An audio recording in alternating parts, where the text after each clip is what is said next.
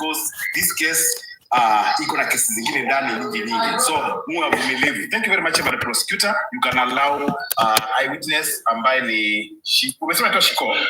Yeah, Shiko to go ahead. Yeah, please go ahead. Yeah. Shiro, maliza alafu unaweza drop unitumie anything that you've got kwa hiyo WhatsApp, sawa? Alright, thank you so much. Sasa ndio nilikuwa nasema hivi, whatever Triza has been going through, even Karangu himself knows about it. Hawezi ignore. Even Karangu himself knows about it. Triza yo si body yake. You've seen the way that woman has lost so much weight. I used even to tell her, drink milk and avocado because you're going to die in that house. Honestly, this woman, mtu asikuja akasema hapa sijui Triza maua, Triza nini. This thing has started long time ago. It's not about now. So picha zote unaona akipigwa. Triza alikuwa anakuja ananiambia, Shiro, leo amekuja tena ni picha apigwe picha aende. Aonyeshe watu wako pamoja. If kama kuna mtu amefurahi, Triza sahi amejiongea, it's me. Because I've been praying for that. To come and speak out, ajiongee mtoke. Hata kama ni therapy, aende, ile kitu imtoke. I'm the one happy person. Mimi nimefurahi kabisa. And I have even few friends who knows that because I used to share with them. I used to talk with them. I'm trying to bring you. Bibi ya Karangu is suffering. Bibi ya Karangu akona shida. Yeah. Even this hapa leo tumeongea na Triza na nimemwambia kitu moja, nimemwambia Triza, speak out. Usifungie kitu atitakuja kukusumbua. Speak out.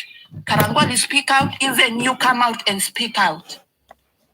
That's all we want. Hatutaki Triza atoke kwake, lakini atoke arudi akiwa mtu mwingine mwenye amejiongea na ajue watu wanampenda. Kwa sababu that woman hana rafiki. Anashinanga tu kwa hiyo big mansion peke yake na watoto wake. Bwana anaenda Mombasa anamuacha anampatia 10,000 anamwambia aende kwao. Triza has been telling me also thing. Yeah. So it's not right. Honestly, Jacqueline naenda kukutumia hizo nini zote.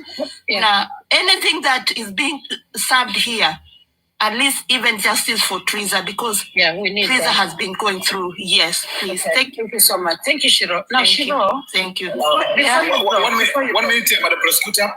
Please, Shiro, we need you here in the court. Don't drop. You can always do that after live, after we finish this session. So stay there, please. Thank you. We need a box. So at some point she'll have to go down. We will need a box. We need the box. Okay, no problem, Madam Prosecutor. Thank you. Thank you. Okay, all right, so thank Shiro, you. kuna kitu nataka nikuulize, umesema. And by the way, our gifters, I see each and every one of you. God bless you. Our gifters, God bless you. All right, kuna kitu nataka nikuulize. Yes, you have been talking with Shiro. Unajua the difficulties zenye amepitia. Unaelewa? Now, you have been such a good support system to her. I mean, to Triza, I mean. So, do you feel like maybe with a bit more support, she'd be better off in that big with her children? Do you think that she will? I'm sorry, I'm not trying to sway the court in any way, but I'm just trying to ask for your opinion, please. Yeah, she'll be. But the fact is here now, what ile nime receive leo kutoka kwa Triza, amesema Karangu is asking for that divorce. So probably Triza won't go back to that mansion. Okay, all right. Anataka divorce. Second, brother ya Triza alikuwa huko, amefukuzwa leo. Kwa hivyo, so I don't think Triza watakubaliwa kurudi huko. I don't know, because as for now, hakuna chochote ambacho Triza anajua. Ni hiyo tu ya brother yake, na alisema anasikia Karangu anasema anataka hiyo divorce. So that's it is. Hivyo ndo mimi najua. I think now that you've opened that can of worms, you need to talk a bit more about that. I think, Your Honor, I think the court needs to hear that piece of information, because it is now a can of worms. that has been opened. Yes, thank you. That's why I said we need Shiko to be here. She will be dropped because she has a lot of things to share. So go ahead. Yeah. So Shiro, give me 1 second. Okay. So Dr. Menja, do you have something else to add to the court? There is a senior counsel that I'm trying to bring up, if that's okay. Yeah, I think mine is really to be purely professional. Can you hear me? No, you're kind of speaking from very far. Okay. How about now? Yeah, that's better now. Thank you. Yeah, I think mine is really purely professional because, even from the beginning, I've been worried about other forms of domestic violence. And we have confirmation that besides the emotional, financial, psychological, there is physical. Madam Mosquito, 1 second, please. Right now, we don't need the therapists. We can always do therapists after. Let's bring senior counsels, please. Please. Okay. Thank so you. Dr. Menja, can you come back later on? Later, thank you. Is that okay? I'm not doing therapy, but it's okay. I was responding to. It's fine. That's okay, my dear. I think what the court feels is that you may sway the opinion of senior counsels. Do you understand, Dr. Menja? Not at all. I was just going to talk about the flowers and what they triggered, but it's okay. Okay, no worries. Thank you so much. I'll bring you back up later. Yeah. Madam Prosecutor, if you don't mind. Yes, take the mic. I think it is important that you ask for the evidence you are asking for, because this is just but hearsay. So it's important you ask for that evidence to be sent to you so that the court can have evidence of what a lady or senior counsel Shiro Ndegwa is saying. I really approve that. So I think the first thing that we can do is listen to her fully. So that's why we've kind of held her back slightly. Ili aongee amalize, and then after that ndio anaweza drop anitumie hizo evidence. Yeah. So Shiro, chukua mic. Tunataka hiyo the new information that you've just given to the court. I don't think it's right that unaacha hiyo bomb. Alafu the court waambie nimeshaingia, nilikuwa chini. Yeah, I'm inside the court right now. Welcome, Senior Counsel Geoffrey Comedian. Thank you. You can mute. Welcome, my people. I can mute myself. Thank you. Aya, Shiro, chukua mic, please. Leo nilikuwa naongea na Triza na huwa napenda kumjulia hali. Just a minute, guys. Let me use my phone. So ndo nikamwambia unatoka high court, akasema anajua na wanakuja na Karangu. Kwanza nipata ameniandikia akaniambia imagine mtu amefukuza brother yangu. So nikamuuliza wapi? Kwako, lakini anasema anataka divorce sasa. So hatukuingia details sana kwa sababu nilikuwa naenda job. Sikuingia ile details sana. Nilikuwa sema nitamcall leo jioni at least tuongee. But pia mimi niko hapa juu ya watoto because as far as I know watoto bado ni wadogo, wanataka mama yao. And actually even these kids walikuwa wanaenda huko kwa Karo, akirudi Triza anapiga simu analia, anasema imagine mseme anauliza watoto ati kama kwani mnakulanga nyama? Niwape nyama. Triza ananipigia analia. This woman has been crying. Even yesterday I texted nikasema the way you're smiling, mimi ndo nimefurahi sana because every time Triza calls me she's crying. Yeah? This is Shiro Ndegwa talking. So when I see Triza shining, Triza, I'm really happy. God knows how happy I am. Because this woman is 4 years. Every time I call, sometimes she'll block me and block me. That is because of depression this woman has been going through. And Karangu knows that. I wish Karangu can come up here, then I'll ask him some question because I have question for him. I have question for him. Prosecutor, Even the phone I do you have sent him- anybody who is representing Karangu? Do you have Yes. anybody who is Actually, representing Karangu? actually, Because no. what I'm Actually, because no. what I'm seeing here, Actually, because no. what I'm seeing here,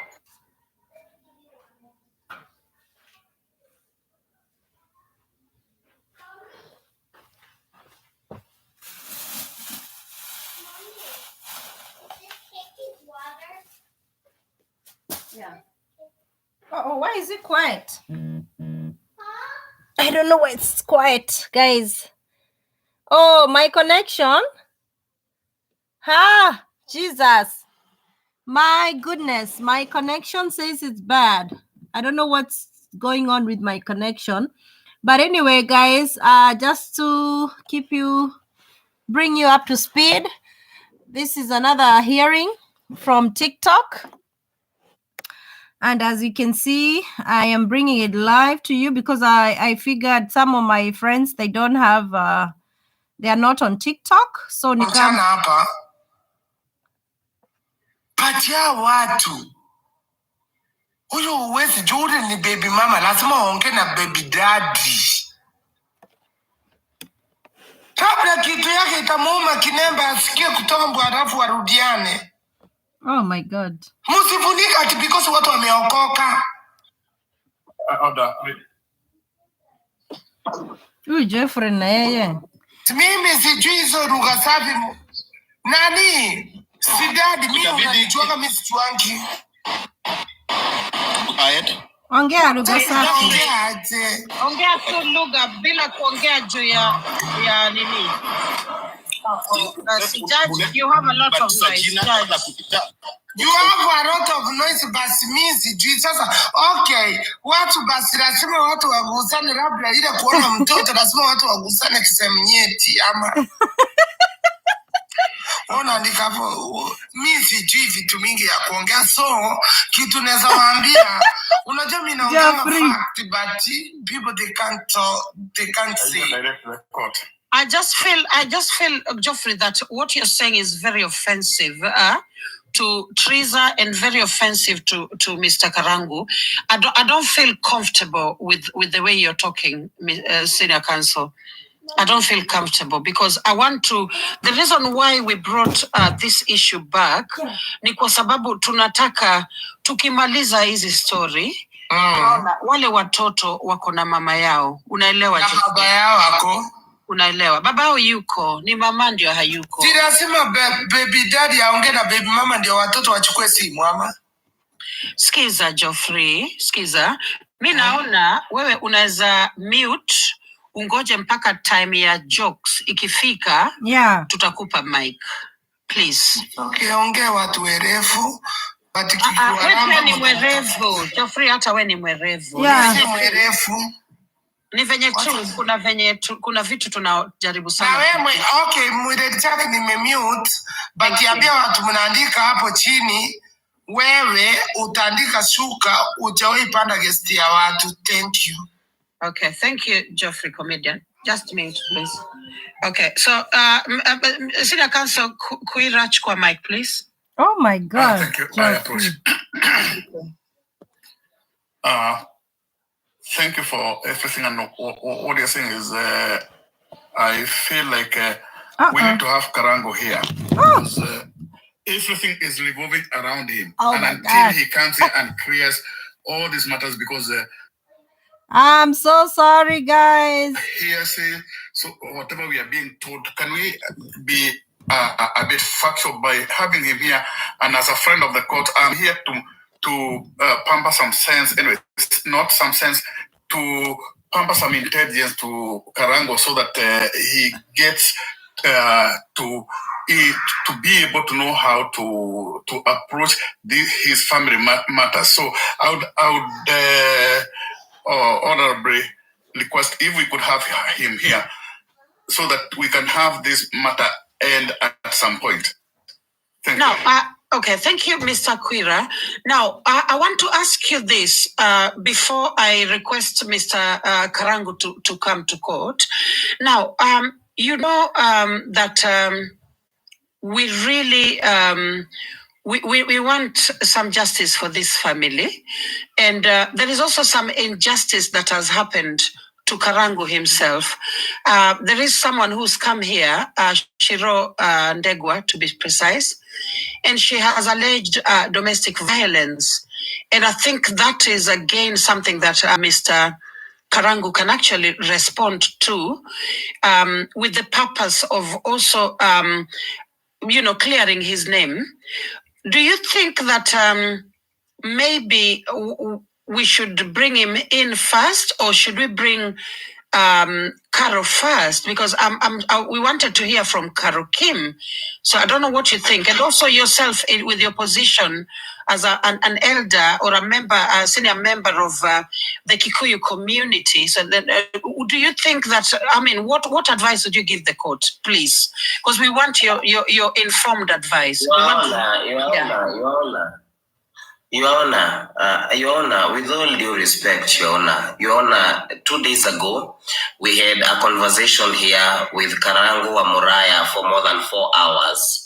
Your Honor, today we were coming here fully aware that you want to hear a side that we did not hear, with the same spirit of all representation and everybody having a right to speak themselves. We expected Carol Muraya will come here today and we listen to her. Thank you. Your Honor, most of these accusations being brought today were answered that time. I don't think it is wise for us to waste the time of the court to taking back the same issues we spoke about, unless they are of need, or maybe things that have come up, like, chasing the brother away, things like that. But things we spoke about previously, they are not of importance. It is my request that we listen to the side that hasn't been heard, in the spirit of all sides have the right to speak, all sides have the right to be listened to, and it is only fair if we listen to Carol first, so that even in statements that senior counsels are making, they can make them from a point of understanding from Carol Karangu herself. Thank you so much, Your Honor. Thank you. Huyu Kara ako hapa ama yuko? Alishakuja. Kara was here. Mwambie arudi atueleze, because mimi sijui kitu naongelea, by the way.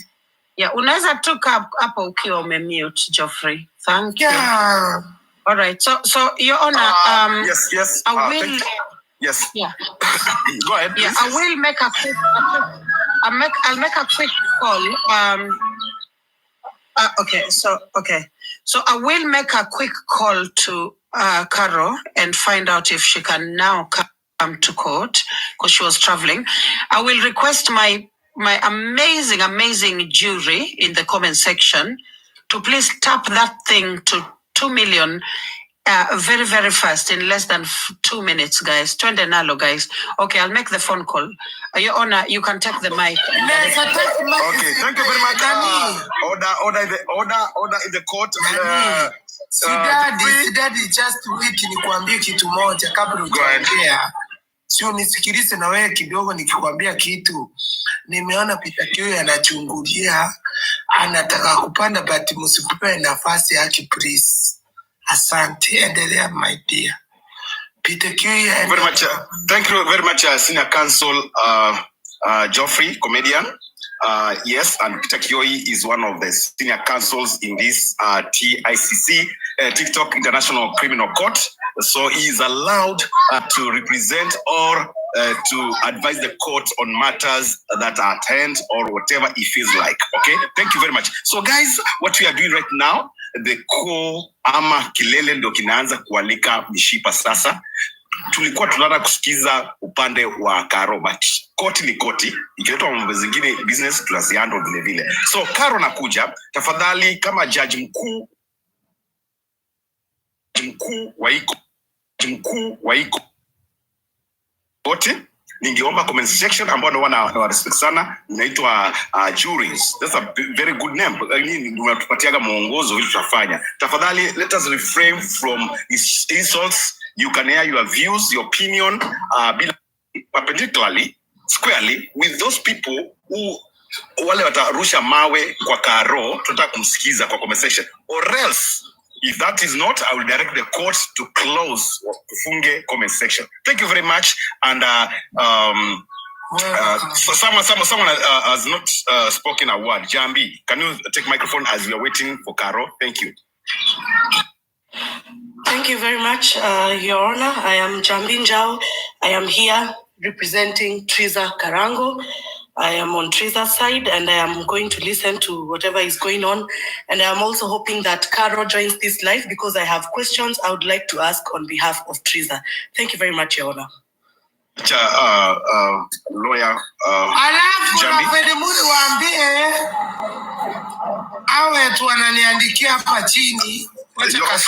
Geoffrey, Senior Counsel Geoffrey, address me with my title, please. I'm Senior Judge, please. Thank you. Okay. All right. Your Honor, can I do some moderation real quick? Yes, go ahead.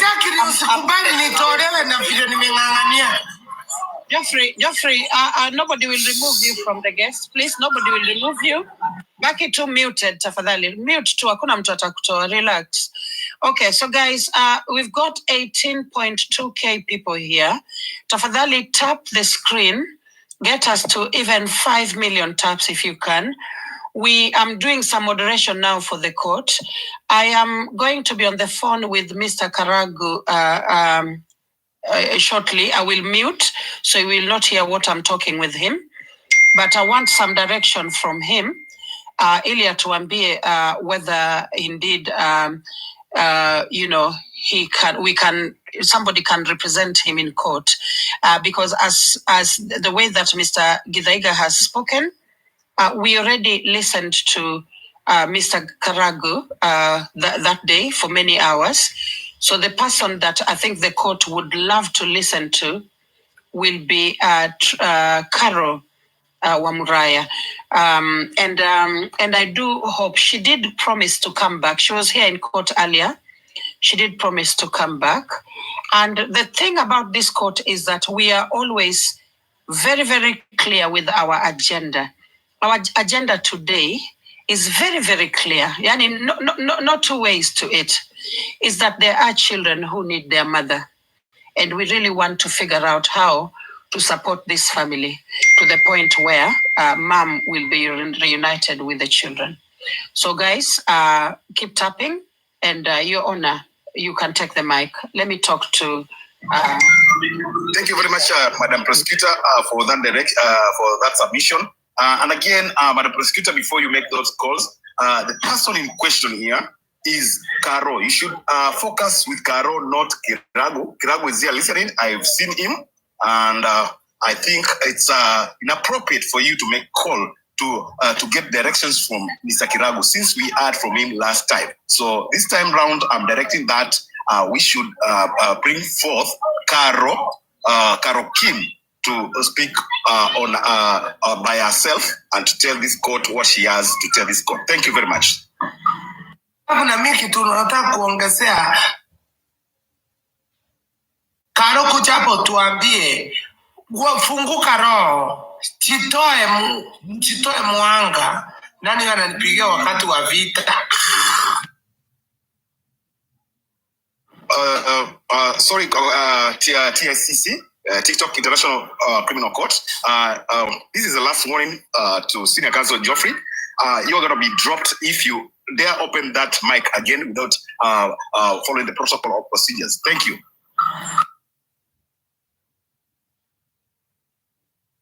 To the Watch Dog, Senior Counsel to the Watch Dog, do you have anything to add before we get Caro on board? Thank you.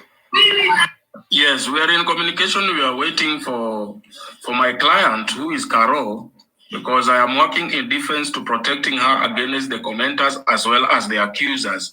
But I am waiting for Madam Prosecutor to give us way forward. Thank you, Your Honor. Senior Counsel to Watch Dog. We have another Senior Counsel or eyewitness or witness, Wanja Nyarari. Do you have anything to? You can approach the bench, please, Madam. Thank you so much. I am here representing Triza Moraya, and I'm waiting to see how these unfold. I have heard what Purity have said. I don't want to comment on that for now because I really wanted to ask her some questions that I thought how they all came up with this thing with Caro, but let me not go there until we hear her side of the story. Thank you very much, Senior Judge. Lawyer Wanja Nyarori, who is representing our Triza. Do you have anything to say, Senior Counsel Githaiga, if you are there, please, before we get back to my prosecutor? Senior Counsel Githaiga. Your Honor, I have nothing to say. I'm also waiting as the rest. Thank you. Yeah, Senior Counsel. Uncle Sam. Now I'm order the court. This court to drop Geoffrey with immediate effect or whatsoever. He adds no value to this case at all. So now I'm directing the court clerks to drop him right away because he had served his last warning. Thank you very much, my able court clerks. Thank you very much, guys. So now Duta, acha tusikie. Hata mimi sijui kesi ni ya nini. Kurira wa Kabiru, lawyer or cultural representative. Thank you. Your Honor. Thank you. What I would still ask the court, through your permission, is that there are matters arising that are very patent on this, on the family, and like we all say, the best interest of everyone is to have this family have the best as a family, and so I would still ask if, for whatever reason, for matters that are arising, Mr. Karangu should be brought to court at some point. Thank you. Much cultural leader or elder of the gamer community for that approach, and yes, is free to join the court. Thank you very much. So now is our able Madam Prosecutor ready? If on the other side you can hear us, if you are ready, Madam Prosecutor. In the meantime, I will give this microphone to our Senior Counsel Sunday, if you have 1, 2, 3 things to tell this court. Thank you. I'm very grateful for this opportunity, and I would like to represent Karangu because I'm seeing everyone here is well represented. And in his absence, I would actually answer his questions. But before that, then I would ask, I think I saw some witness come in court. They flew in court actually. And I would request if they can take a bar so that we cross-examine them. Thank you. Like, for example, witness Shiro, sorry, to be precise, if she can take a bar so that I ask some questions, since I will defend Karangu. Thank you.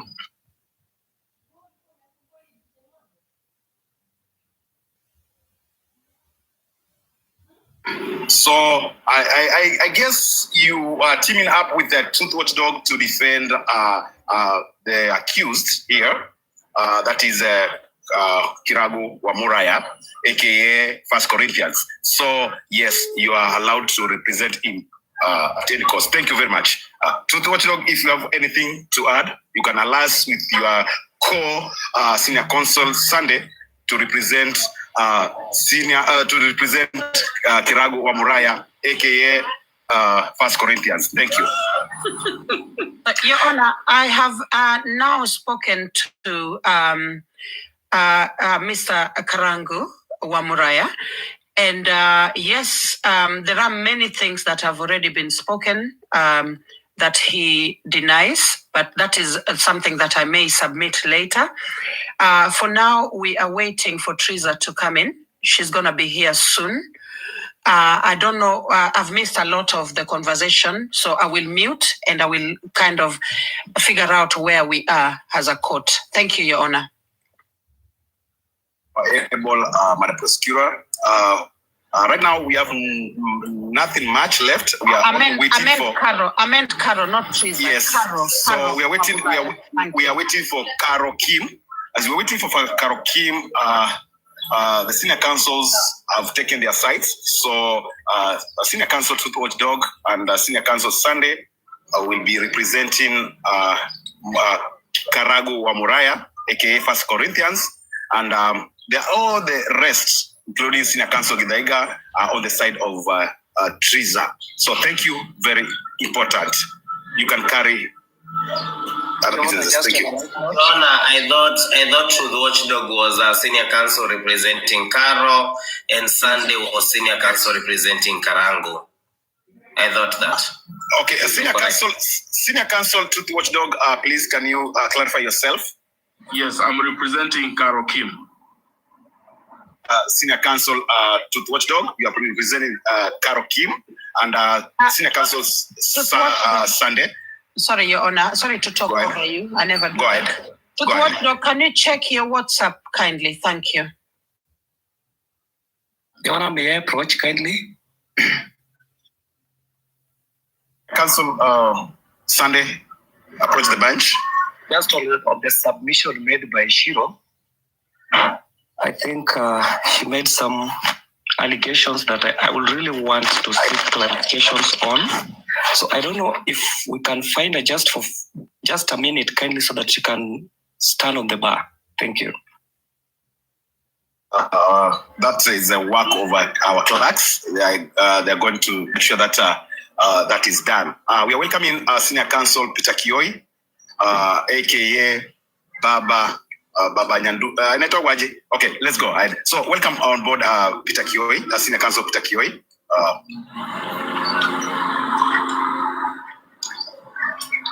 And we also want we still have one space for Karo Kim. So thank you. Peter Kioi, Senior Counsel Peter Kioi. Yeah, I'm here to present the whole jury that is down here. And I have a very good post question here. We are on the matter of kids seeing their mother. And I think that it's not a matter of whether they should see their mother or not. The kids belongs to Teresa. So one thing, I would wish the counsels and Carol to answer my question. How is Carol related to the kids of Teresa? I think Teresa should have freedom to see the kids anytime, anywhere, and how she thinks. And I think Carol should be very far from the kids. If she's related to Karangu, she's not related to the kids. So I want the jury and the whole, I want to post this to the, I want to submit one thing. I wish to submit that the kids belong to Teresa and not to Carol. It's not a matter of discussion. If the mother want to see their kids, they will see them anywhere, anytime, and how they want to see them. It's not a matter of asking permission. Because I think Carol Kim and Teresa never entered the same labor room. It is Teresa who went to the labor room and not Carol. So about Carol and the kids, I think she should be thinking about it right now and know that she has no right over the kids. It's Teresa who has the right over the kids. And if Karangu thinks that she's marrying a second wife to take over the kids of Karangu, of Teresa, Teresa is the mother. And Teresa has a right. As a matter of fact, it is the mother who knows the father. What if today the mother says that today, if today the mother says that the kid not belong to Karangu, what would Karangu do? Thank you so much. I'm here waiting for Carol Kim. Counsel Peter Kioi, thank you very much, Senior Counsel Peter Kioi, for that submission. Yes, those questions will be direct to Carol Kim. So hold on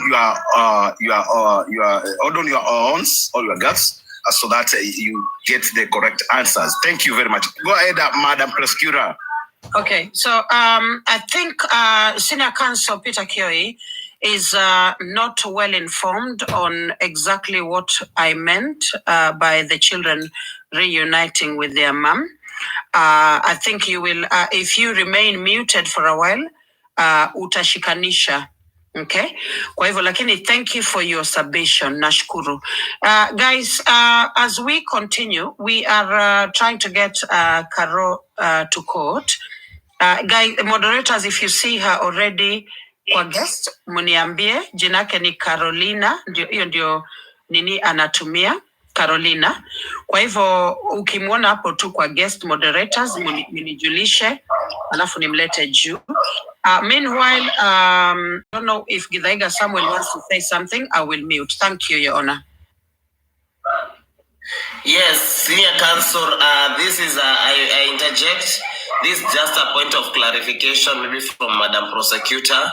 Can you clarify this point of children and the relationship to Carol? Because I also go with QE, maybe we did not understand exactly how the case of today involves children, like you're saying, and we are waiting for Carol Kim. So we would want to know the relationship of Carol and the children. Where is this coming from? I also wanted to know, kwani amenyimwa authority ya kuona watoto? So there are some things you have not clarified. Madam Jacqueline, can you tell us where the children's topic is coming with Carol as the witness? Okay, all right. Thank you, Senior Counsel. And guys, I've put Gracias there so that anyone can follow her, and then I will drop her soon. Thank you so much. All the gifters, God bless you. I'll be putting you guys up. Mnafuatwa kidogo, alafu mnashuka. God bless all our gifters. Mungu awabariki sana. Remember, all the senior counsels, all of them need that support. So gift all the senior counsels who are up here. God bless you. All right, so I will clarify. She's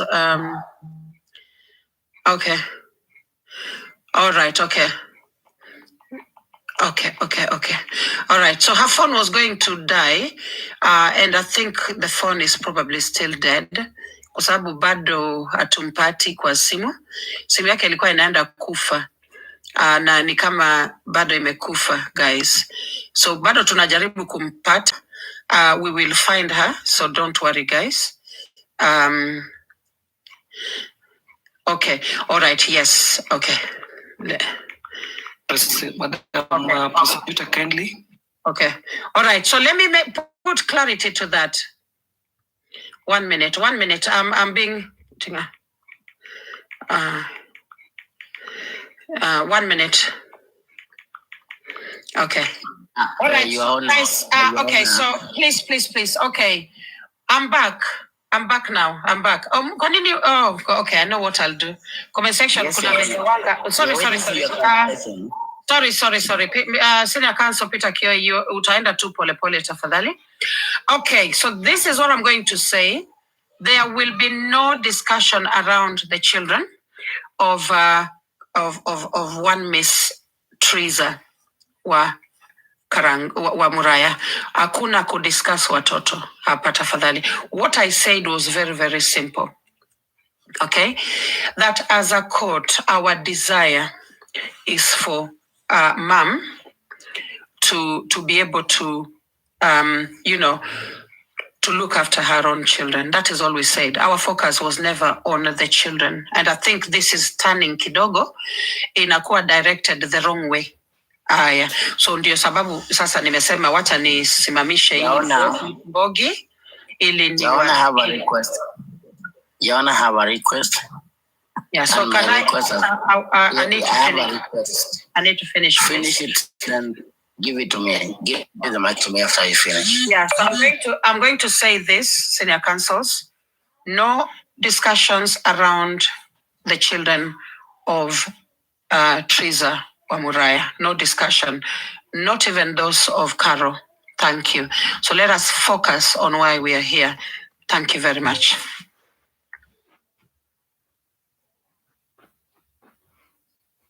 Thank you so much, Your Honor. Your Honor, I have a question and a concern. This is a court.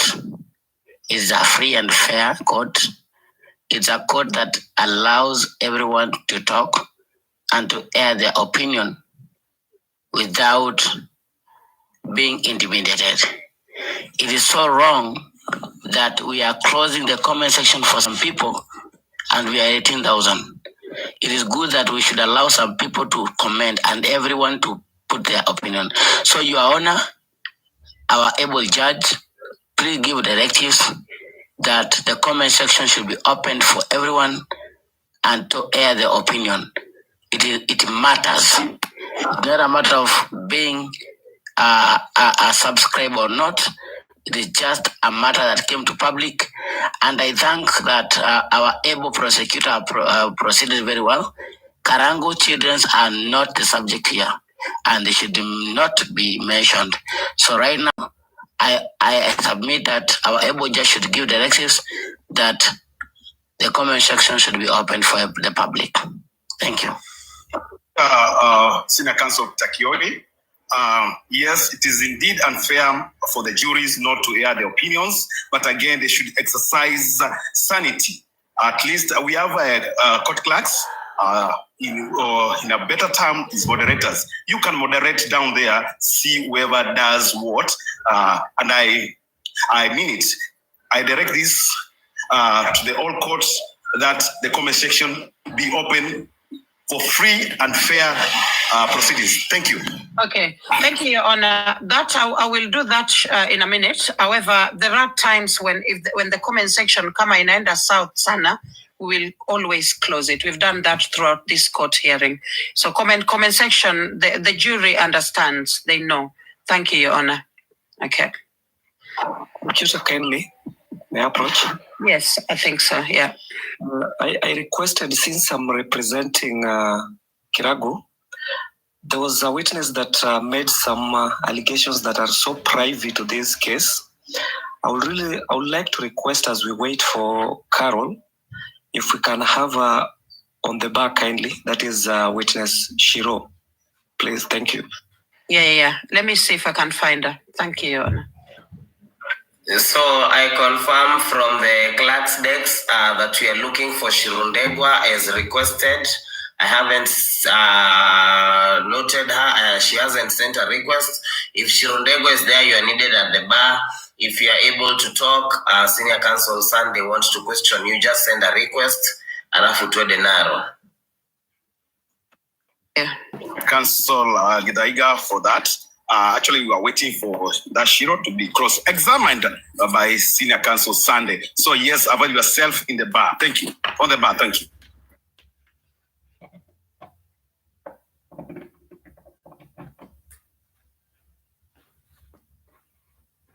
Where's your client? The prosecutor, Madam Prosecutor, said the battery was actually dying out. So we are still trying to call her to confirm whether she's at home, and the phone is on the charge. So just in a few minutes, we will be communicating whether she'll be coming back, yes or no. Thank you. Thank you very much, Senior Counsel Truth Watchdog. And again, that is not an excuse for your client, since your client is someone who is married to a celebrity. He should have provided her with a power bank. That is not an excuse. Thank you. Oh my God. Approach. Your Honor, can I approach? Go ahead. To be honest, Karangu Muraya is my friend, and Carol Kim, I don't know about her. However, I know about Teresa. To what your client is like. On YouTube. Because as we speak right now, I've received 3 messages from Karangu Muraya talking about the kids. So if he was preventing the kids, he can provide the wife. Tell Karangu Muraya to switch the account so that the wife can come. I can give with evidence that Karangu Muraya has talked to me over the phone right now, within 2 minutes ago. So Karangu Muraya, give the wife the phone, your phone, switch the accounts, and let her come here.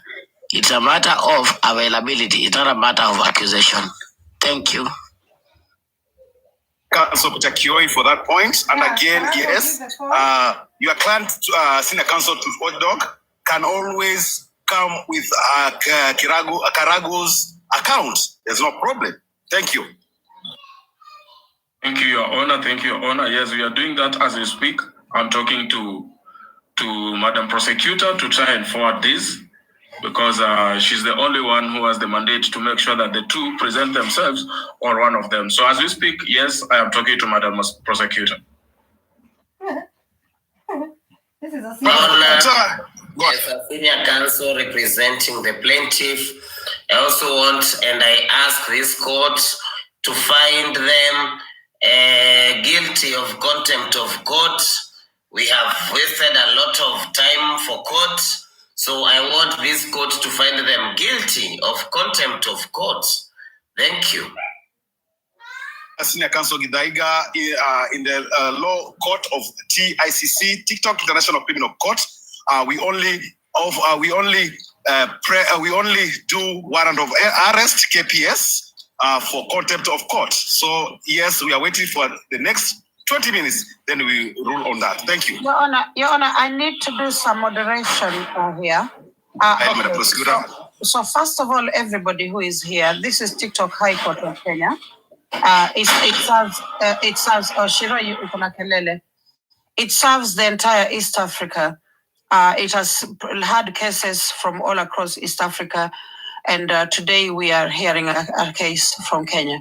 Shall I ask each person who is here, 18.4K of you, to please follow this platform? Kindly hit follow. Team Tapas, you're doing an incredible job. 3.4 million. Take it to 5 million, please. And then we also need subscribers. We need 100 subscribers so that our work continues without any problem. So if you can afford £6 please hit the subscribe button. We also have our live goal. Kindly play with that. But most importantly, please bless our senior counsels and bless our judge. Because that is the only way that they can be compensated for their time. God bless each and every one of you. The mic is back with you, Your Honor. Thank you. Madam Prosecutor, I understand also that you consider a lot of time consuming and the efforts that has been made by senior counsels and this court. Again, I want to announce to you that this court supports schools, so you can always visit Lady Jacqueline, not as a prosecutor, but as an educator who supports kids in the. Thank you. Thank you, Your Honor. Thank you. Now, I'm still, I am in conversation with Mr. Karangu Wamuraya. He has no problem, Karo coming to this court, ana shida at all. Ni venye tu, ni kama simu ya Karo ni kama imezima, guys. Okay? Simu ni kama imeenda off. Aliniambia. DJ kama wako wote hapo wawili siatumie simu ya Karangu. Hawako pamoja. Just child, thank you. Hawako pamoja. Yeah. Your Honor, I can confirm that Karangu Amraya, according to his phone location, if he's here, I can confirm he is at Gatundu right now as we speak. Even the IP address, hash and everything, is at Gatundu, and Karo is not there. So Karo is at different location. But however, Karo's phone has no switch off. Karo's phone is on. Let her come here, because there is no way a phone can show location when it is on right now as you speak. Karo's location is on and she's at home, and the other guy is at Gatundu, so we cannot blame Karangu for that. But Karo, you are in the comment section. Switch to your main account and come here. Otherwise, in the next 10 minutes, it will be wild here. I am starting with charge. Kanyari, tell Karo to come here right now. Sorry, Peter. Order, Lady Jacqueline. Sorry, Madam Prosecutor. I want to recognize the presence of the court's chaplain, that is Bishop, Apostle, Evangelist, and a very good friend of this court, Dr. Bishop Kanyari in the court. Welcome on board. So much. Thank you so much, Your Honor. Why are we in court? Pastor, welcome. Pastor Kanyari, welcome. Bishop Kanyari, karibu sana kotini. Tuko hapa leo na tunajaribu sana turekebishe makosa zingine tuliyatenda hapo awali as a court. And we are waiting for Miss Carol to come to court.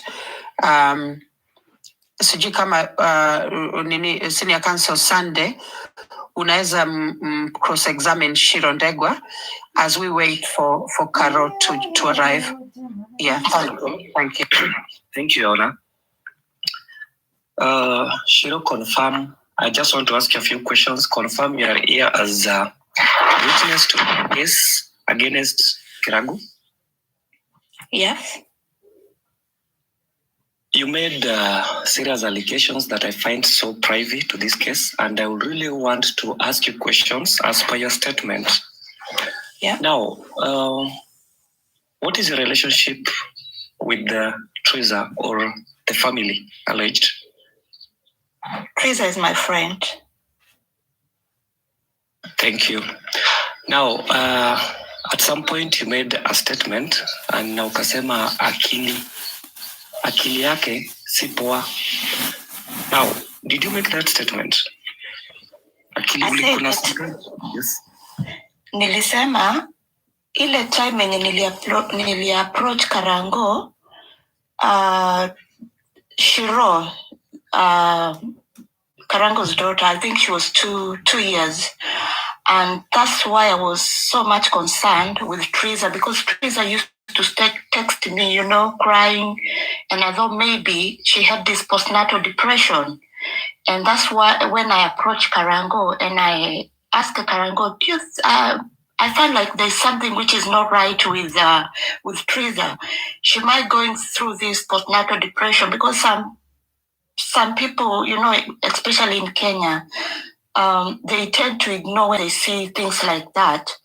And Karangu told me she has been with Teresa by that time it was not even 13, I think 9 years. So she knows Teresa more than I know. So I said, but why are you ignoring? Because for me, the statement Teresa was talking to me, I found there was something which is not right. And this woman will be crying every single day. When she called me, she'll be crying. And I know she approached so many people on Facebook. She was crying. So that's when I took an action. I texted Nongari, but I think that was a pseudo account. Nongari didn't even respond. So because the husband says she knows her wife for 9 years, so I ignored and I said, I don't know. But the fact is, even myself, I offered Teresa, if Teresa was here, she could say this. I said to Teresa, do you want to go to the, hospital to be checked? Because this crying is too much. Maybe there's something, but he was just crying, cursing this man, and you can't just assume that Teresa was looking for attention or Teresa was just alikuwa anatafuta vile atatumiwa pesa na watu wa majuu, kila siku akilia mpaka anachapwa, anaenda kwa sister yake, unamtumia pesa, anaenda kwa mama ya Karangu, anakaa like 2 weeks, ndio Karangu anaenda anamfuata, tena anamrudisha, mtoto alikuwa mdogo ananyonya. So for me nilikuwa naona kuna problem. And that's why I said myself, even the same Friday, the way Teresa was talking, mtu mwenye ako 100, I know watu wanasema bipolar, nini, zima mental problem na nini. Teresa, hata hiyo Friday akiniongelesha, she was not right. Hata mkimwona juzi kwa kamera, mlikuwa mnaona tu, ni vile she's trying to fake us. Just a minute, Shiro. Just a minute, please. Guys, this court has been notified that there is a big riot outside the court. One of our senior counsels, Shu Gashambi, aka Muzamavitu, watu wanataka ingie kwa koti na amezuiliwa na askari wa koti. Tafadhali afunguliwe milango. Madam Prosecutor, tafadhali, we don't want chaos outside, we don't want riots. So allow Shu Gashambi, senior Shu Gashambi, to approach to be in the court right now. Thank you. Go ahead. Okay, thank you, Your Honor. I'll find her and I'll bring her into court. Thank you. So that's even though yeah.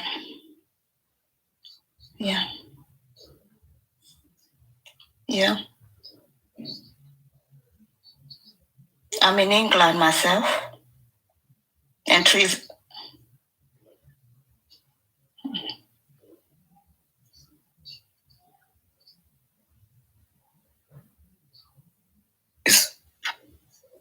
Teresa is the one who called me, and the reason why, because that time she was using Katululu, this a small phone, Kamwizi, and the person alimrequest ani text kwa sababu hakuwa na namba yangu, ni Biti wa Maitha. Even Biti wa Maitha nimemtumia hiyo screenshot, alinitumia kwa Facebook, akaniambia call Teresa na hii number cause simu yake hana for now. Sasa ndio nikampigia, alikuwa kwa sister yake, kwa sister Teresa alikuwa kwa sister yake. Sijui kama nitakuwa nasumbua ama nakosea, naweza uliza swali? Just a minute, kindly. No. Senior Counsel Sunday, we did that mistake last time, and Bishop never got to talk. This is a very important member of our community, right here on TikTok and also kwa ground. When he is ready to talk, he needs to be given the space. Bishop Kanyari, chukua mic. Thank you, Your Honor. Thank you so much. Nilikuwa nataka kuuliza Shiro, did msichana alienda kuripoti police station ya kwamba amepigwa? Alienda kwa dada yake. Labda kama pengine alikuwa anatumia Katululu, angefaa kwenda police station aandikishe ya kwamba amepigwa na Karangu Muraya. Vile najua hakuenda, alienda kwa sister yake, alafu nikamtumia pesa. Hata hiyo time, hiyo Sunday niliona Bishop ndio Kengea alikuwa na nini ana nini hiyo church ya Gatundu, alikuwa Bishop huko Gatundu, nikamtumia nikamwambia Shiro, but huyu msichana tutakonfirmije ya kwamba anaongea ukweli ya kwamba alikuwa anapigwa? How can we confirm? Ili tusije tukawa tunafikiria mtu hapa.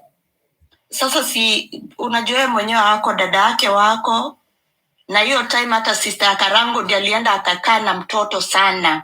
Huyo Shiro bado alikuwa ananyonya. Alienda akakaa na sister na mtoto sana. Kama bibi ya Karangu wako kwa sister yake, ndio nikamtumia nikamwambia atoke kwa sister yake aende kwa kina Karangu. Unaona? Ndio alienda kwa kina Karangu nyumbani. Mimi ndio nilimtumia ya kwenda kwa Karangu nyumbani. Teresa akiwa hapa atasema ukweli. Mimi ndio nilimtumia. Lakini how can we confirm ya kwamba huyu msichana alipigwa? Kutuma pesa si problem. Tutakonfirmije ya kwamba alipigwa? Hata ikufinyilia mtu hapa. Sasa hiyo pia Lady Jacqueline and Rafa, you need to mkileta Teresa, you need to ask her. Asikuwa alinidanganya ama anaongea ukweli. So Teresa knows the truth. Mimi niko mbali. Yes, Peter. Thank you, Your Honor. I want to kuuliza hiyo. Bishop Kanyari? No, he should not go down. Your Honor, allow Bishop Kanyari. No, I'm asking if he's done so that kama kuna swali lingine, because he's asking legit questions. Unajua, I have two questions. Ya kwanza, hakuna evidence ya kwamba alikuwa anapigwa. Number two, Shiro hata kama alituma pesa, alituma kwa kutaka kwake, maana there is no evidence ya kwamba huyu mama alikuwa anateswa. Na kama alikuwa anateswa, tutajua. Number three, that's it. Wacha niulize hiyo for now, and then nitauliza ingine baadaye. Yes, Your Honor, may I take the mic kindly? Is that okay? Okay, so Shiro. Yes, Unajua, you live all the way in the UK. You live all the way in the UK. Teresa lives in Kenya. Yeah. And I think that is what the senior counsel alikuwa anajaribu kukuuliza. Utakuwaje sure na hizi stories zote? Unaelewa? You huwezi kuwa 100% sure. Because people say things for many reasons. Sometimes that's what I'm saying. Yeah. Auntie Jacqueline, that's what I said. Sidhani umama anaweza fake, because even Biti wa Maitha ako hapa, and Biti wa Maitha knows what I'm talking about. Sioni vile umama anaweza fake for 4 years, honestly. Objection, Your Honor. I think that is a mind of thought, which is not admissible as evidence. So I think she was so clear in her allegations that she was badly beaten. When you say badly beaten, it's something you've ascertained. So can you kindly provide any evidence that she was badly beaten, not just an hearsay, kindly, because you're misleading the court? That's what she told me. So I can't provide any evidence. That woman that time, she was using Katululu. She can't even send to WhatsApp. Thank you. So if I would say to the court that because you had become a source of income to her, you used to send her money, whatever time she complained about her being beaten, being mistreated by the husband. So she was faking this to have money from you. Would I be lying to the court? Utakuwa unadanganyana. What do you have to prove that itakuwa nadanganyana? I've been a victim of marriage, so I know. You've been a victim of marriage. Sorry, yes, just a minute. Kindly hold on. Just there. You've been a victim of your marriage, not her marriage, not Karangu's her marriage. You've been a victim of your marriage, not Karangu's marriage. Sorry, just a minute, kindly. We are not talking about your marriage. We are talking about Teresa's marriage. But this is an example. It's the same thing that this woman who killed the children and he killed herself and the kids. It's the same thing with Teresa. If that same day Teresa could have gone and killed herself, we wouldn't be talking about. We can't ignore the fact if she's true or she's lying. We can't ignore. And on that one, I'm not going to talk about it. With that one, I'm not going to talk about it. I can't come here and start saying, oh, maybe she was lying. And if she was, that time she was going to kill herself. We are in the court. Order in the court, Senior Counsel, Judge Dog, I got this. Okay, so Shiro, whatever you are here is cross-examining, so you have to answer questions. If you are not sure of what you're answering, you can skip, all right? Or you can direct it to another person to answer on your behalf. Thank you. You don't have to be rude. Thank you. No, I'm not trying to be rude, but there is a question that I'm not going to talk. I'm not going to say Teresa was lying, Teresa was saying the truth. I'm not here to ignore or just to say like, oh, probably she was not, she is. No, I'm not going to do that. I'm not going to do that. That's the fact. If you are ready to ask me another question, Madam Prosecutor, order Shiro, Atuko Kampunji. Madam Prosecutor, if we have Caro, please, can you inform? Yeah. Now, the issue is, Your Honor, the issue is, I have quite a few people on the ground. I've got troops on the ground trying as hard as they can to make sure Caro makes it to court. However, Caro was driving. She was driving a very long distance, Your Honor. And she did inform us, she did inform the court that her phone was going off. I have spoken even with her husband, Mr. Karangu himself. Hata yeye haezi mpata kwa simu. Okay? Na hii sio uongo. It is the truth. Okay? So please allow us... Objection, Your Honor. Allow me to... Counsel... No. I'm not objection, done. Objection. I'm not done, kindly. I'm not done. Okay, go ahead. So can I not be interrupted? And do not derail the court. Don't here. Don't remove anybody from the panel. Don't remove anyone from the panel. We can always say something, but not remove someone. We are not dictating anybody. We are not going to dictate anybody, Madam Prosecutor. We are not going to dictate anybody in this court. Please, thank you. Your Honor, that was wrong. I'm going to, Your Honor, kindly listen to me. I will bring the senior counsel back up. Can he not interrupt me again? He's done it now 3 times in this court session, and it's not right. I'm warning, just like senior counsel Geoffrey. So don't drop anybody, please. We have protocols and procedures. Please, thank you. Kindly go ahead. Yeah, I've brought him. I've accepted him back. Can he not interrupt me? So I was talking. I'm going to continue. Okay. So again, I'm going to remind senior counsels: do not interrupt people when they're talking. Not only myself, anyone in court, please. Now, what I'm saying is this: we are trying to, as hard as we can, to get Miss Carol here. We are finding difficulty now because her phones are off. However, there is something I wanted to say to Carol. She has now dropped from this live. Many women have become victims of domestic violence, just like many men have also become victims of domestic violence. Okay, I'm requesting anyone coming to this court not to use their own experience of domestic violence to inform their reason kwa koti. Tafadhali usije kwa utini useme, I have been a victim, I know. You don't know. Mtu anaweza kuconvince na mpaka ushangae later on unagundua kumbe haikuwa ukweli. Tuwe tu, let us be fair. Let us practice fairness in court, please, Your Honor. And I mute. Your Honor, I want to approach the bench. Approach the bench.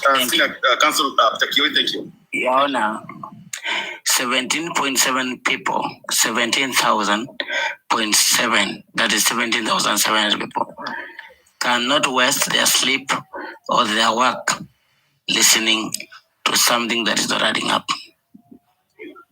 Let me be honest. Carol Muraya is here with a pseudo. There's no way you can convince us that your smartphone is not charging for the past 30 minutes. She's here. She is afraid of her own mistakes. We will not blame Karangu or Muraya for the mistakes made by Carol. And I wish to tell Karangu Muraya that every report from Gatundu to everything he said is in my hands right now. I will present him. And I will present them in court because it was a matter of evidence. Karangu Muraya did all it takes to make sure that I got the reports, but I will not favor him. I will stand with the truth. Right now, we are talking about Carol. Carol, you cannot lie to us that your hire has no power charging. You cannot lie to us that your phone, your house has no charging. You are here. Madam Prosecutor, I wish that you should not be biased. Stand with the truth. Do not say we are trying hard to make Carol come to court. Carol is evidently here because how are you communicating to Karangu and you're not reaching to Carol? Use the same method to reach Carol. Tell her that in the next 30 minutes, it will be boiling. Your Honor, I wish to submit that from now on, you send Contrida to arrest Carol in whatever means to bring her to court. Thank you. Counsel Takioi, aka Baba Sinduna. Now, this court, there's a submission made by Senior Counsel Peter Kioi, and I want the court to be put there. Should we arrest Carol Kim? Approach the court, Senior Counsel, please. I need to approach the court in support of your question, and this is in light of what is obvious. Your Honor, the first time we had Carol's phone has gone off was more than 30 minutes ago. It means that the house or the office of the prosecutor shall be insincere to tell us that Carol cannot come live, yet they can stay in communication. It's either Carol's phone is off and we cannot communicate to her, even Lady Jacqueline herself. She better tell us whether she has not been able to communicate to Carol for the last 30 minutes. And if that is the case, then we all should agree that we do not have a purpose of waiting for somebody we have not been able to reach for the last 30 minutes. If that is not the case, then Lady Jacqueline might be communicating with Carol through another means, which those means are not able to come on TikTok, and there we raise the questions. So I want to agree with Peter Kioi that I, as Senior Counsel, I see as if Carol is not coming to court, either by default of she is not willing to come because her phone is, maybe because she's not willing to come, or maybe she's honest, her phone is off and she has not been able to reach. And if that is true, then it means that Lady Jacqueline hajaongea na yeye for the last 30-40 minutes. Na kama Lady Jacqueline hajaweza ku reach Carol for the last 30-40 minutes, then I don't think there is a business of us expecting. Because if they are not with Karangu, I don't think they are with anybody else who will give her a phone. And or maybe Lady Jacqueline can clear that if Karangu is not with Carol's phone has been off for the last 30 minutes. How do you expect Carol to come here? To expect a charge? Amekuwa sure at a charge. Alikuongelesha what time last? And how are we sure atakuja? All right. So I will respond to that, Your Honor. Senior Counsel Githaiga, I will give a complete response to that. I spoke to Carol around, I think it's quite a while back. But after that, her phone literally went, she's not even, there's only single tick kwa hiyo messages namtumia. Lakini after that, hakuna anything. I think I'll show you, or nitakuonyesha kwa camera. Just give me 1 minute, I'll show you on camera. All right. Another thing I wanted to, 1 minute, please. Another thing I wanted to say very quickly was, we have, let me just expand myself, 1 minute. And then I will minimize Githaiga. And then I will just show the screen of my conversation. Okay. All right. So I'm just going to show proof to this so that at least you know that, yes, what I'm saying is the truth. Okay. So this is my conversation with Miss Carol Wamuraya. Hi, dear. This is my Kenyan line. Please save it now, Lady J. And then, so of course she tells me that her phone is 15%. And then, hi, dear, speak to me. Mami, we are ready for you now. So that is my last message to her. And it was at 2021 UK time. And since that time, she has not, you can see it's only one tick. Yeah. So she has not at all. Yeah. How you are telling us to wait for her? There are things in the ground trying to catch her. Where are all those coming from? Let's have order. Let's have order in the court. Let's have order, please, one by one, please. Approach the bench. Senior Githaiga. Senior Githaiga, approach the bench. You are the first to talk. Asking, with all this said, they spoke 2021 the last time and her phone was 15% and it went off. Lady Jacqueline, the office of the prosecutor, is still coming and giving us hopes that she has teams on the ground, that she has spoken to the husband, that we should be waiting, she shall be coming. How exactly, if the husband is not able to reach Carol, how exactly is Lady Jacqueline assured that Carol is coming 3 hours later? Shall I respond? Shall I respond? Yes. Okay, thank you very much. Okay, so so I have been talking to the husband of Carol, Mr. Karangu, who has also been trying to reach Carol. Okay? Amejaribu sana kumpigia. Guys, isi uongo. Nobody is paid, guys. Nobody can pay me enough to come and lie to this court. That would be so bad of me. So hata yeye ameshindwa kumpata. So again, there is nothing more I can add right now. Maybe I can call him, the husband, so that we hear from him. You know, ili koti. I wish to approach the bench. I object. Yeah. So can I very quickly request? I need to do some moderation before you approach the bench, and that kind of interruption is what is really not good for the court. Now, very quick moderation.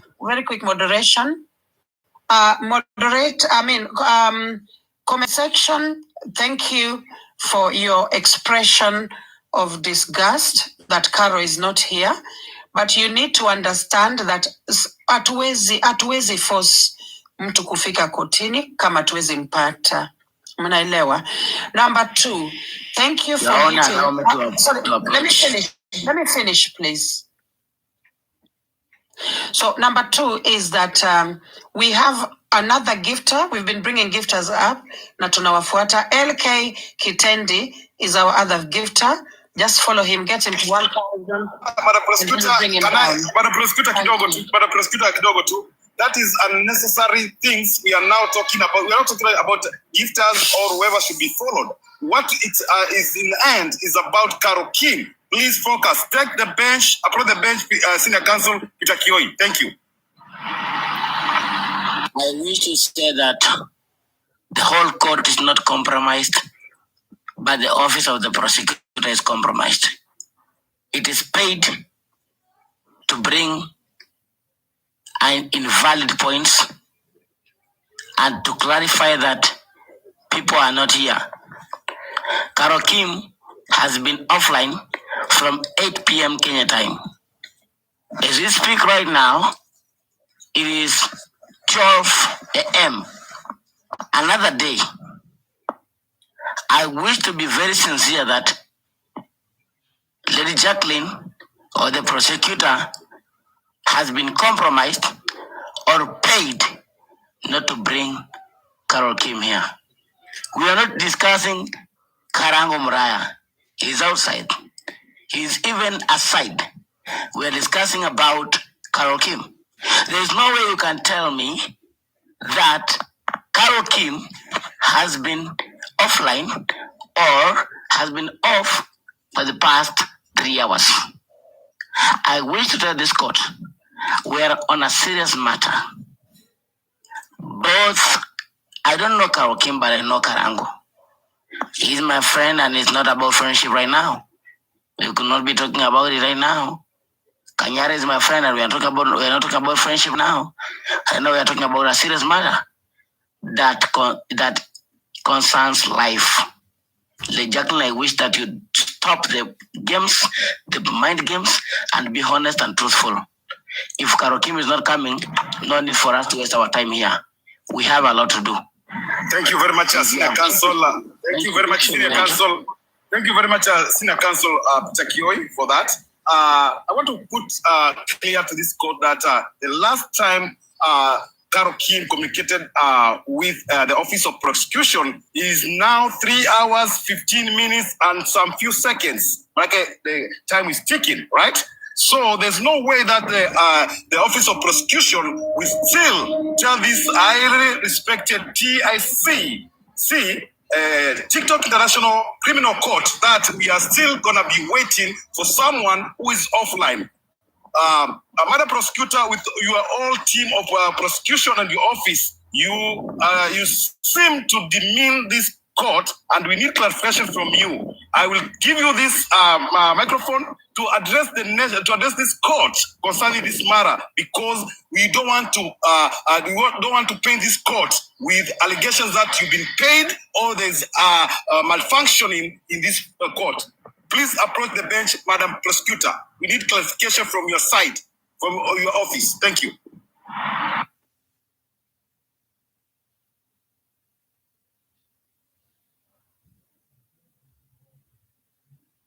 Well, kumewaka moto. Approach the bench, please. If you're there. Is anyone there? With the silence of the Office of Prosecution, that leads to the poll. Should we adjourn this court or what? No, we need a poll right now. Thank you. Okay, all right. So,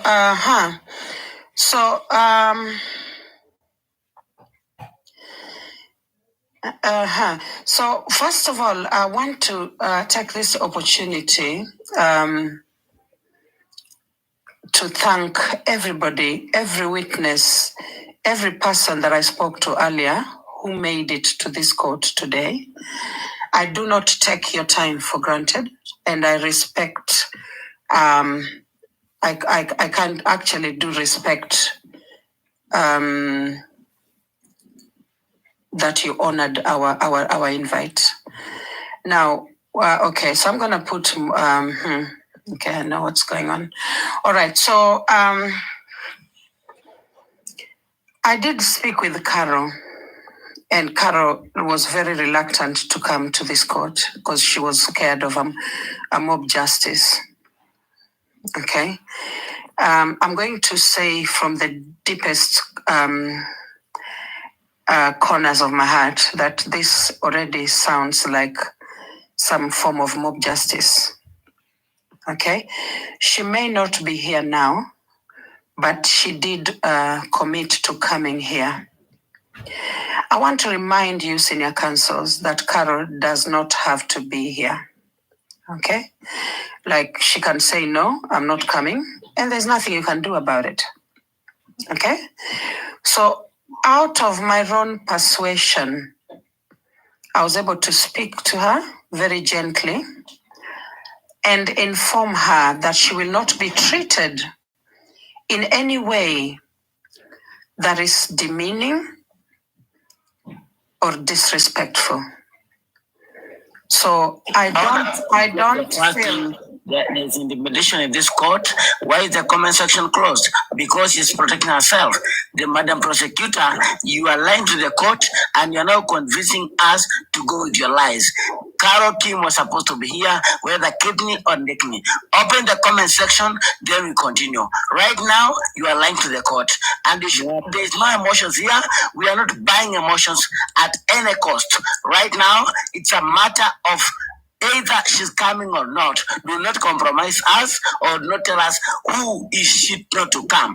Everybody has been waiting here. Why haven't you been telling us this for the first 4 hours right now? We have been waiting for her. We have no tolerance about her. Right now you're telling about oh, she's not coming because of mob justice. Who is mob justice here? Nobody's a mob justice here. We're just asking relevant questions.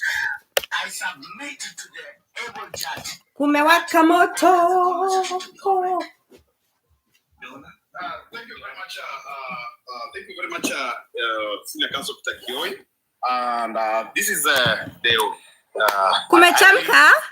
Profile. She's not coming to case, court. Case that has Okay. seen, criticism, and that criticism is what makes the Kumechemka? court even work in a fair and neutral How many way. people are here? Right Oh my now, God. guys, what I'm directing is that we should deliberate if we need to adjourn or not. But I'm going to open the bench, people to approach the bench, the senior counsels to approach the bench to deliberate on if we should adjourn this case or what. The decision is all yours. And before you do that,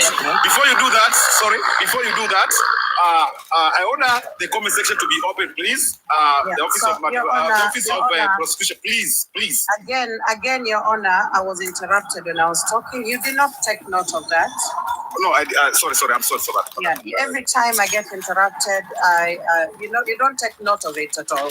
Okay, sorry, I'm sorry for that. Yeah. All right. So I am afraid I will open the comments, but not this second. I want to finish my sentence, if you'll allow me, kindly.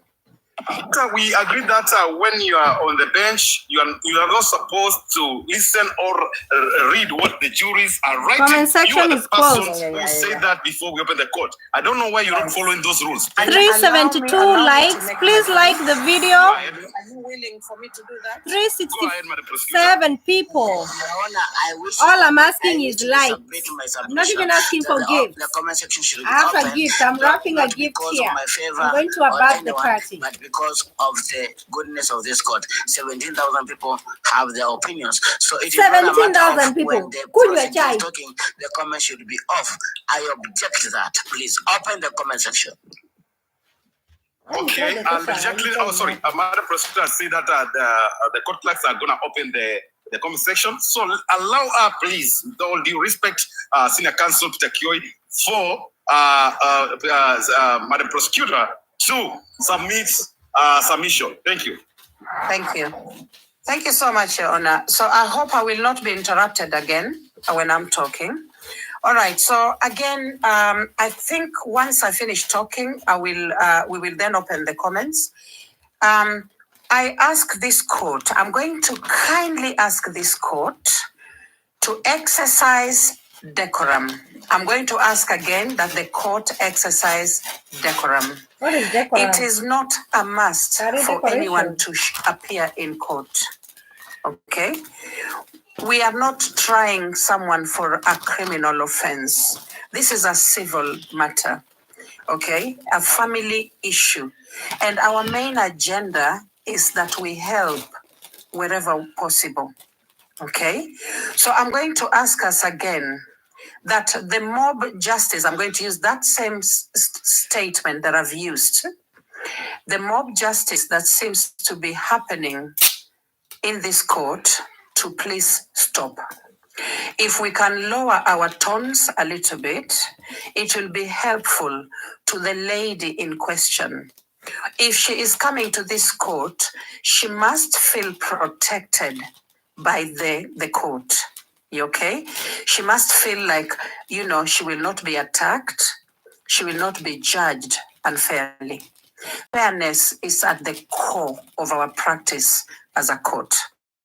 Your Honor, can you kindly respond to that, what I've just asked you? Thank you. Go ahead and do your submission, please, Madam Prosecutor. It's getting late, and I think people are impatient. So go ahead, please. I wish to approach the bench. I protest. I wish to approach the bench. Yes. Go ahead. So these are my opinions that today's session have been sessions extraordinarily. Like the judge said, today we have a very critical case, like we have had the whole week. Your Honor, it is unfortunately that I have to put across the following statements. Your Honor, today's court session, according to me as senior counsel and the experience I've had in this court, today's court session seemed highly biased. I am saying this because from the onset, and I'll start giving examples, Your Honor. In this case, we were told today that initially we judged some people unfairly. We have not been given evidence of where we went through unfair judgment. We have been persuaded today to do things right and to judge things rightfully. We have not been told what are the rightful way to judge things. It seems that the case, by the time we got to Nakuja case, it was premeditated. It seems like it was choreographed to go in a certain way. Today, the office of the prosecution has acted as a lawyer or a senior counsel to a defendant or a plaintiff. Until now, I do not know what submissions Carol Kim had to bring. We don't know what submission she had to bring, but somehow the office of the prosecution seemed to know. The office of the prosecution is protecting somebody who we are not even justicing. Your Honor, it is in this same court that Karangu Muraya was prosecuted, and even judgments and even Michango started before he was even heard. That time the rules of let us listen to everybody and let us protect everybody did not apply. What is happening today? What is this that we are being told about the mother needing the children and the children needing the mother? Then it turns to Carol. Then Carol is not coming. She has not communicated for the last 2 hours. What is this? Your Honor, today I feel that this court is totally biased.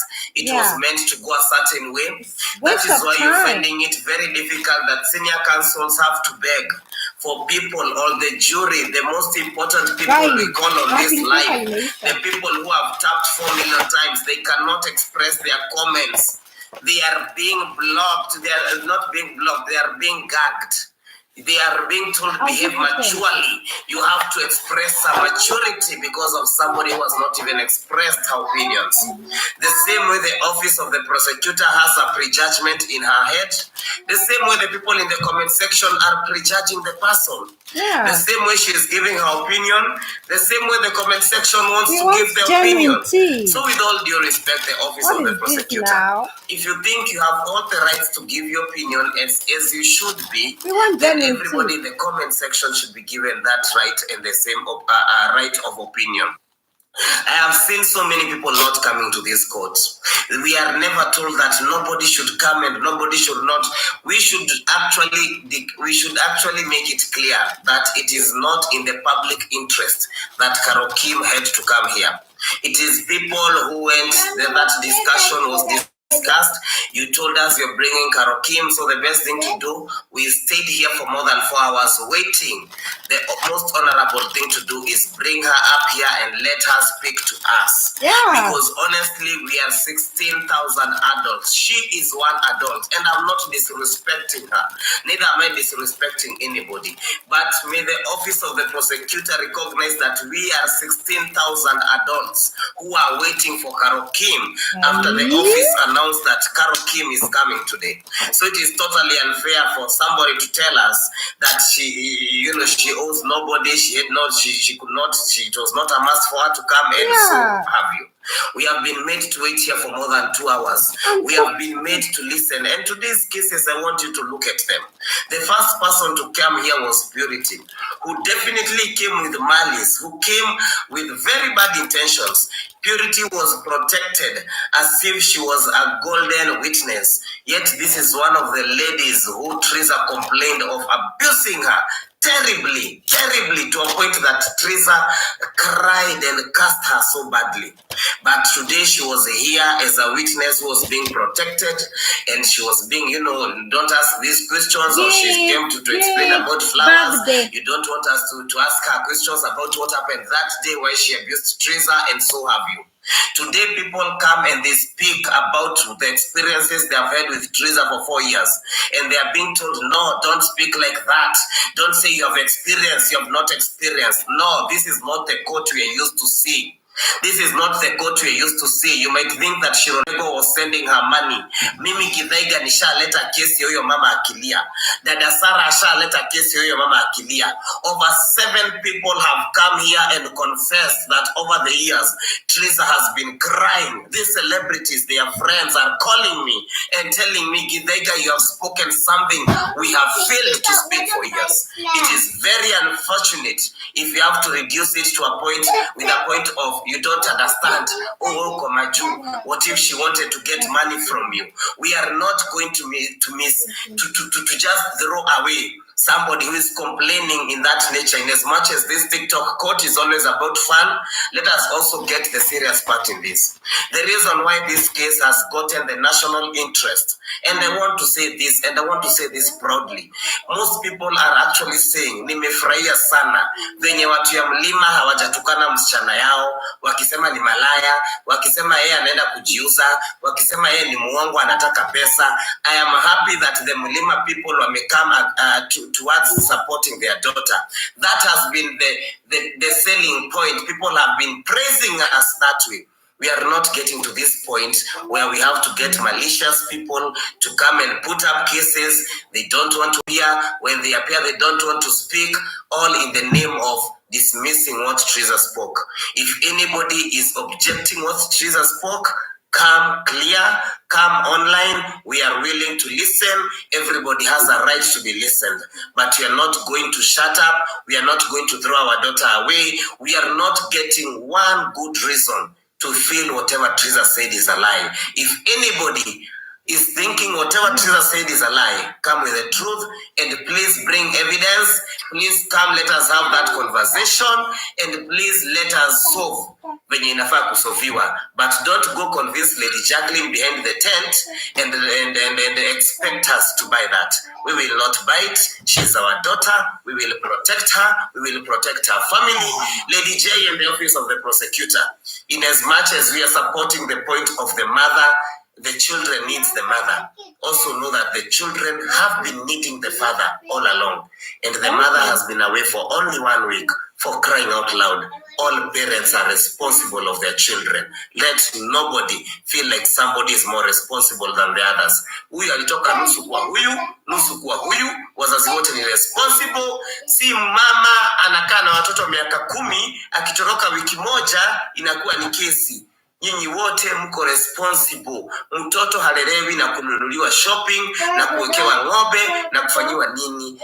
Even the children need the father. The same way we agree the children need the mother.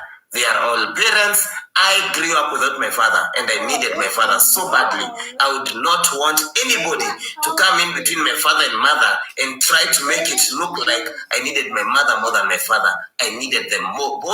Ningewahitaji wote, and I needed them to be responsible. And God knows the children of Karangu Muraya need all their parents responsible and present.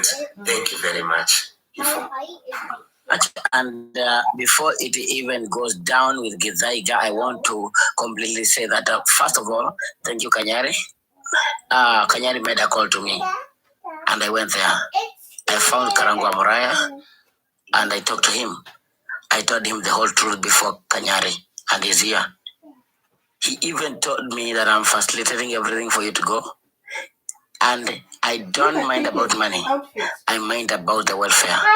Right now, Karangu facilitated everything, but I want to bring the whole truth on the table. We are not here because of Carol Kim. We are here because of Triza and Karangu Muraya. Carol Kim, you are an non-factor in this case, but you had put yourself in here. Because of you coming in, bringing a dispute, and also separating a parent from their kids. That is one thing. Carol Kim, you had no authority to communicate them to the first wife. As a matter of fact, you should be respecting the first wife. No, let me talk, please. It's my time. It's my time. Karangu met me to the watchdog. You are not sent any money from Karangu. It's me who was sent money to facilitate my trips to Gatundu and back forth. But I brought a report. This is my report here. Carol Kim is playing a victim right now, and she should not. I have just right now talked with Karangu Muraya on a text message just 5 minutes ago. He's asking me about Carol Kim. And I told him very well, if Carol Kim is innocent, she should be here saying that she's not part of it. That's all. But let me be honest with you. The kids of Karangu Muraya do not belong to Carol Kim. So in whatever case, whether they are international school or not, they should not be part of them. There should not be a discussion. As a matter of fact, if a father brings in a new mother, they should not be responsible for the kids of the previous mother. That is my baby mama and the father that married, or the man that married the baby mama. The man has no authority of my kids. It is okay to feed them. It's okay to provide for them, but it's not okay to separate them from me. It's okay for Carol Kim to feed the kids, but it's not okay for Carol Kim to even insult Teresa. Today Teresa has come out. Going to the party. I would wish to ask Karangu Muraya, you have friends. You have friends like Damawa Mobile Spares. Damawa Mobile Spares is one of the contributors who gives 100,000. Why can't you ask yourself as a friend, why should this person is my friend? Why did she send this money? I talked to Mama Keboaz for 1 hour when I was in my bed. For 1 hour. And she told me she was so much afraid about this case. But right then, Mama Keboaz posted on her page that she should host Teresa. Why? And you are your friends. Karangu, there must be a problem. You should not be defending right now, Caro. And as a matter of fact, Caro is not legally married to you. We take her as a side chick. But Teresa is married to you. Would you be so much caring of a side chick, more of the mother of your kids? And to be honest, Caro has no kid for you, but Teresa has. Let us ask our questions. Do you also need help, Karangu? Do you need help, Karangu? Because we can also offer help. Thank you.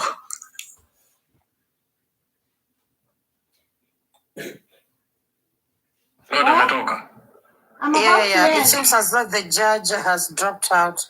I think maybe network yake, but yes, you can approach. Thank you. Thank you so much, this able court. Thank you so much, team gifters.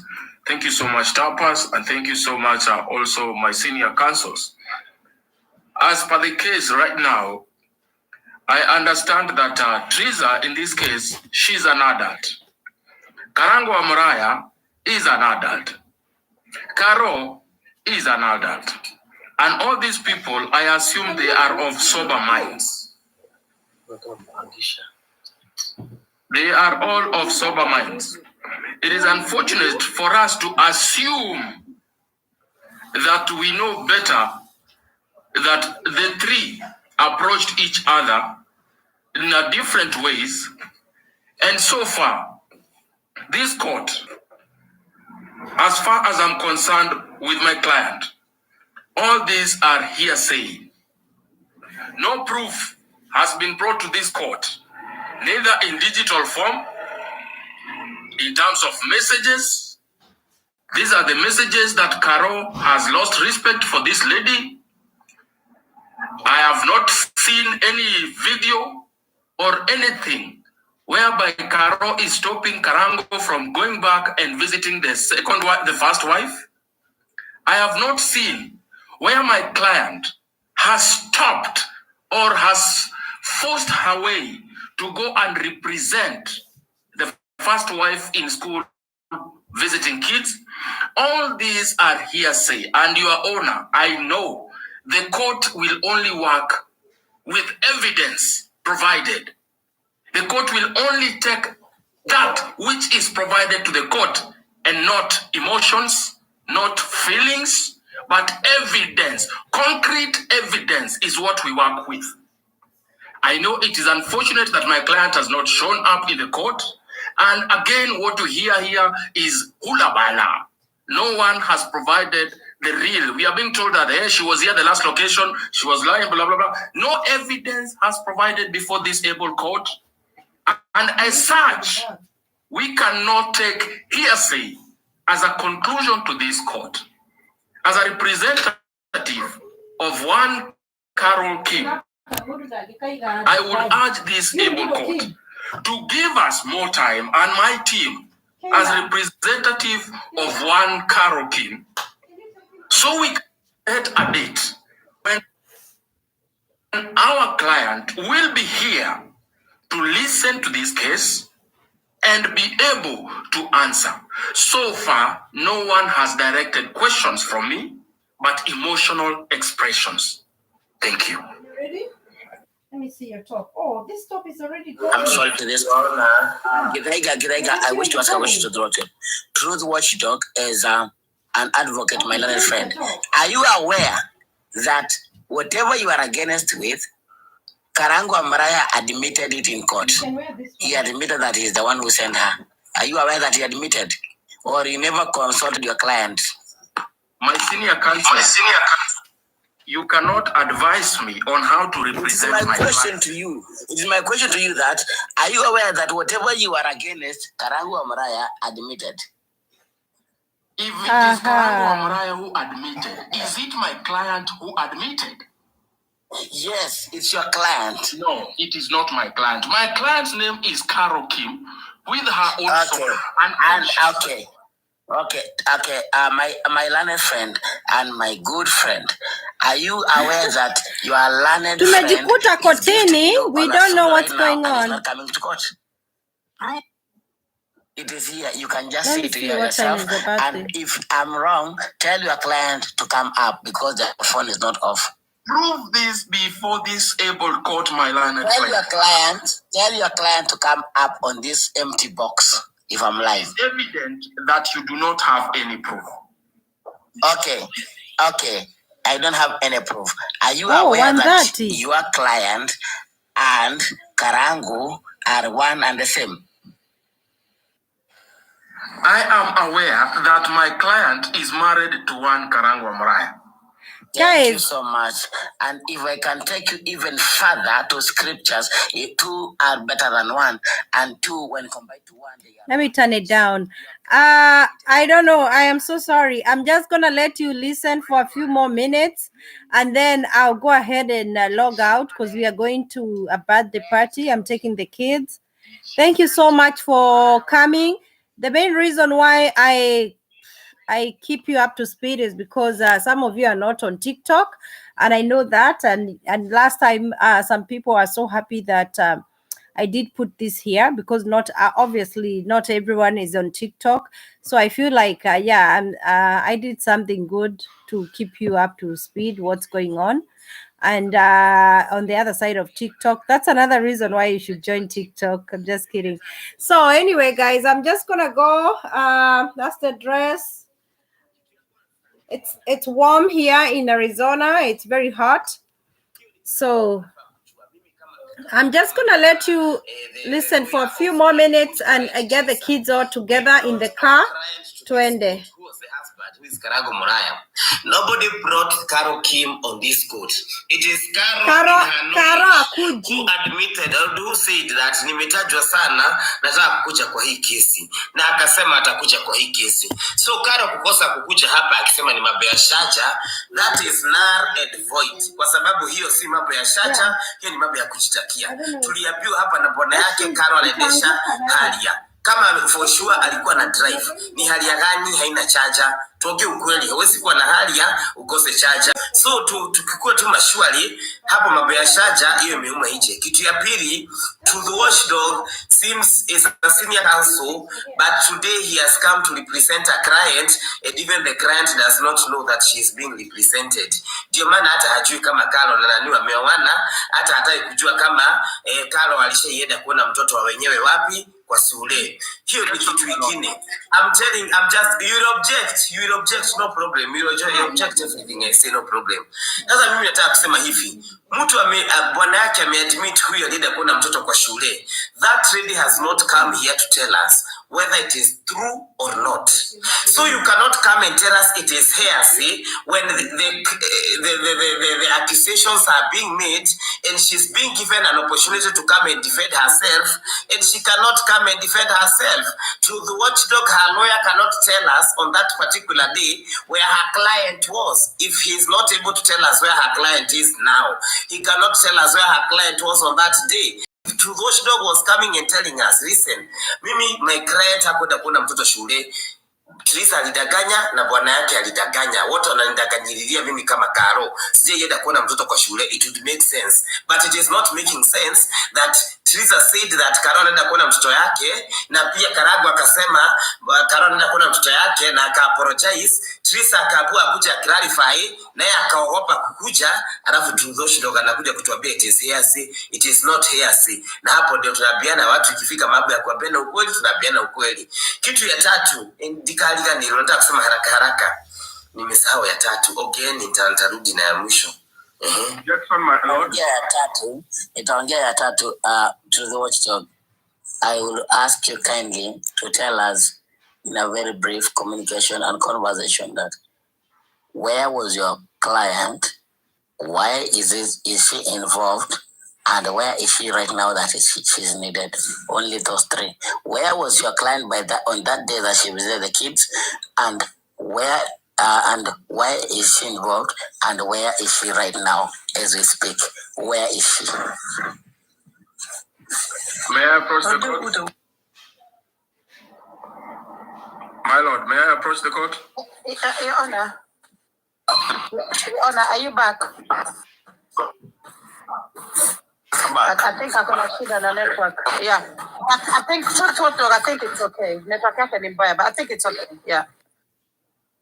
Okay, I've been asked where is my client. Hello? Truth Watchdog, are you there? Yes, I can hear. Hello?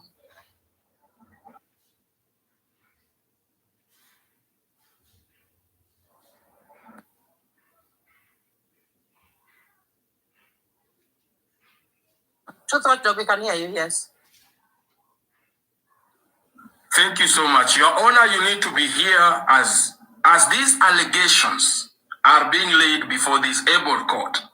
Accusations and truth is different. The court does not work with individuals' truth. The court works with facts. Truth has to be proven to be fact. So far, the two counsels have accused, have alleged, but they have not proven their truth. As a result, that remains hearsay. Now, I have been asked a very valid question by my senior counsel, Peter Kioi. Also, Where is my client? Just like the prosecutor, the number of this one lady, Carol K, whom you assume I am lawyer Muitu, is 0701668. I will not say the last numbers, but I know you have these numbers and you can prove that that is right. I have also made calls and confirmed that she disappeared somewhere, and I cannot affirm to this court. I am unable to prove to this court that she's doing it out of her own wanting. I cannot prove that. But again, the accusation, if your truth is what is supposed to be provided before this able court, it remains a lie until it is proven a fact. Thank you. Why don't you wear the black and white? That I wish to say that if today I am a senior counsel and I am presenting a client, I should know every tip of the conversation. My senior counsel, my learned friend, to the watchdog, I say that he is unable to tell the court where is the client. So if today I'm telling you, if right now I tell you your client is dead, what will you respond if you are unable to tell us where the client is? I will have to tell you, and then I will bring the evidence to the court. Tell us where is your client and where the client is not here. Where is your client? Where is my client is a question that this court was informed. She was on a journey. She was traveling. She was driving. That was what was presented before this court. And as she was driving, her phone went off. As per now, we do not know her whereabouts. Diona, may I interject? Thank you so much. It was my question. So, in this court, we admit that the lawyer does not know where the client is. So, I am telling this court, until it is proven, your client is at equivalent Mombasa Road. So, go and find it out if it's true or not. Thank you. Reject your honor. So, I'm telling you where she is. You are also in the court like me. You are not a god everywhere.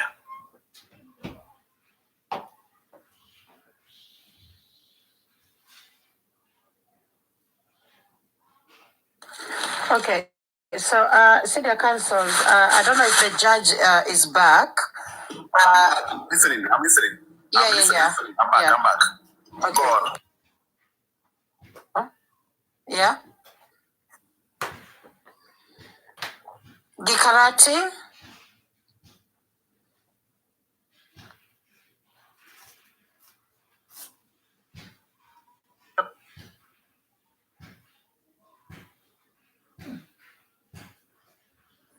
Yes, I think that's okay. I think that's okay, Your Honor. Yeah. All right, let's go, guys. Whoa, guys, this might take forever. I'm so sorry. I am so sorry that I have to end the live. Yeah. Ati hapa shura yake imechenja, mama makeup zilikuwa. Sura ya nani?